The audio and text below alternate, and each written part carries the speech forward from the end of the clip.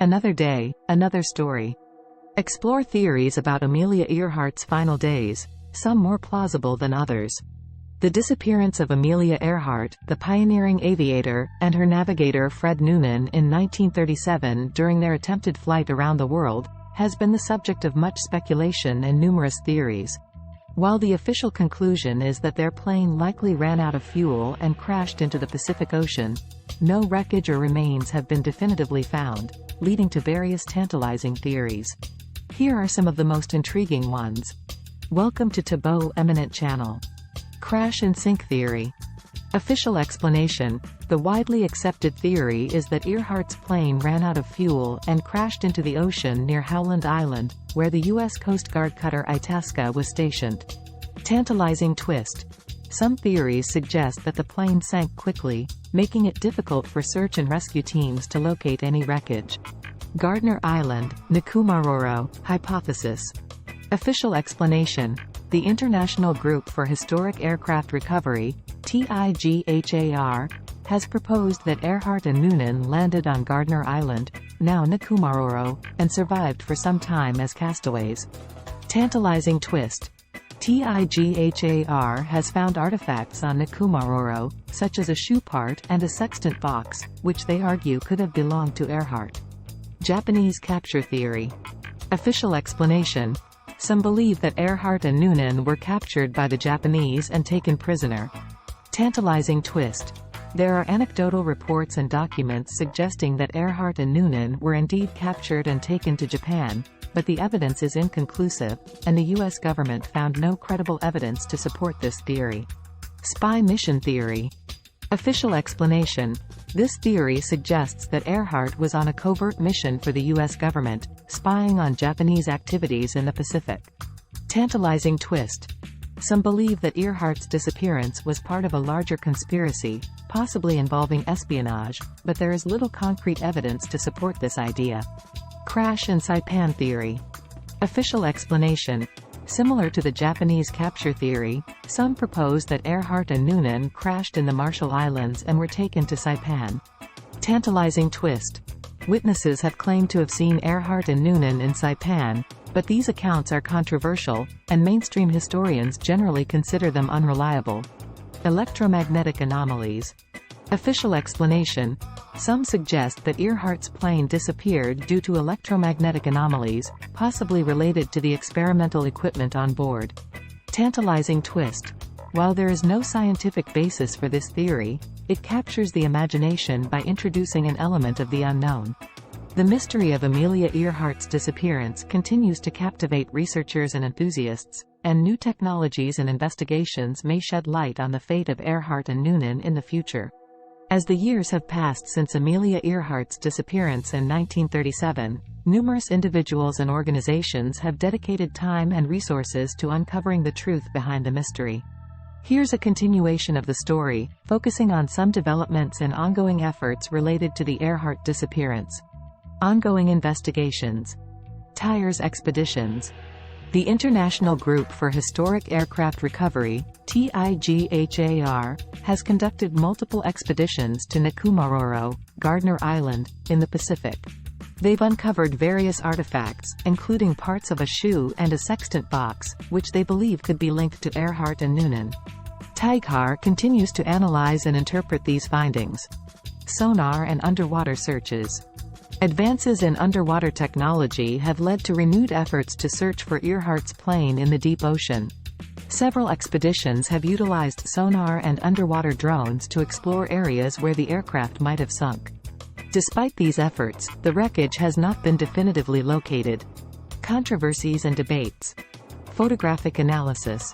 Photographs purportedly showing Earhart and Noonan in Japanese custody or on remote islands have fueled ongoing debates. 1. Experts continue to analyze and debate the authenticity of these images, and the conclusions often vary. Government involvement. Some theorists argue that the U.S. government has concealed information about Earhart's mission and disappearance. Decades after the event, there have been calls for the release of classified documents that could shed light on any covert aspects of Earhart's journey. The legacy. Inspiration for future aviators. Amelia Earhart's legacy lives on as an inspiration for generations of aviators, particularly women in aviation. Her pioneering spirit and determination continue to influence those who aspire to break barriers in the field of aviation. Cultural impact. Earhart's disappearance has become deeply ingrained in popular culture. Books, documentaries, and films have explored the mystery, keeping the story alive in the public consciousness. The search continues. Despite the passage of time, the search for Amelia Earhart's plane and the truth behind her disappearance continues. Technological advancements, ongoing research, and collaborative efforts between organizations and experts worldwide offer hope that one day the mystery will be solved. As new clues emerge and technologies improve, the tantalizing theories surrounding Amelia Earhart's disappearance may evolve, providing a clearer picture of what happened during that fateful flight around the world. Until then, the story of Amelia Earhart remains one of the greatest unsolved mysteries in aviation history, captivating the imaginations of people around the globe. Theory 1. Earhart ran out of fuel, crashed and perished in the Pacific Ocean. This is one of the most generally accepted versions of the famous aviator's disappearance. Many experts believe Amelia Earhart and navigator Fred Noonan got slightly off course en route to a refueling stop at Howland Island in the Pacific Ocean. Earhart radioed U.S. Coast Guard ships stationed in the area, reporting that neither she nor Noonan could spot the tiny island where they were supposed to land. According to the so-called crash and sink theory, the plane eventually ran out of gas and plunged into the ocean, killing both Earhart and Noonan. It then sank, leaving no sign of their whereabouts. Theory 2. Earhart landed safely on Gardner Island but died before she could be rescued. In this scenario, Earhart missed her intended Pacific Ocean refueling site, Howland Island, but spotted Gardner Island, now called Nikumaroro, an uninhabited coral atoll nearby. She landed safely but died before she could be rescued. This theory has gained ground in recent years due to the discovery on Nikumaroro of artifacts that could be related to Earhart. Items include an empty jar of the freckle cream she preferred and a piece of plexiglass similar to that used in the Lockheed Electra airplane she flew. The International Group for Historic Aircraft Recovery, TIGHAR, recently launched its 7th expedition to the island to search for more clues. Theory 3. Earhart's flight was an elaborate scheme to spy on the Japanese, who captured her after she crashed. Did President Franklin D. Roosevelt enlist Earhart to spy on Japan? If so, the aviator did it in a very roundabout fashion. Earhart's east-to-west route took her from California to South America, across Africa to India and across the northern tip of Australia en route to a refueling stop at Howland Island in the Pacific Ocean. According to the official account, at least, Earhart never got anywhere close to Japan. Besides, her flight was hardly a secret mission. Newspapers around the world tracked her progress on their front pages. The Earhart as spy theory emerged from a 1943 film about Earhart called Flight for Freedom, and starring Rosalind Russell, but no evidence supports its veracity. Theory 4. Earhart crash-landed, was captured by the Japanese military and died while being held prisoner on the island of Saipan. In 2017, investigators announced the discovery of a photo, buried in the National Archives for nearly 80 years, that may depict Earhart and navigator Fred Noonan days after their disappearance. According to the team, led by former Executive Assistant Director of the FBI Sean Henry, Earhart crash-landed in the Marshall Islands, was captured by the Japanese military and died while being held prisoner on the island of Saipan. Retired federal agent Les Kinney scoured the archives for records related to the Earhart case, uncovering a photo from the Office of Naval Intelligence, ONI, that shows a ship towing a barge with an airplane on the back. On a nearby dock are several people. Kinney believes the plane on the barge is the Electra, and that two of the people on the dock are Earhart and Noonan. The Marshall Islands, Saipan theory of Earhart's fate isn't a new one. It first surfaced back in the 1960s and relies on accounts of Marshall Islanders who supposedly saw the Electra aircraft land and witnessed Earhart and Noonan in Japanese custody. In 2015, Kinney and another amateur Earhart sleuth, Dick Spink, found two metal fragments on Mille Atoll in the Marshalls, which they believed came from Earhart's plane. Theory 5. Earhart survived a Pacific Ocean plane crash, was secretly repatriated to New Jersey and lived out her life under an assumed name. A 1970 book put forth a creative solution to the Earhart mystery. The author claimed the famous pilot survived a Pacific Ocean plane crash and was taken prisoner by the Japanese.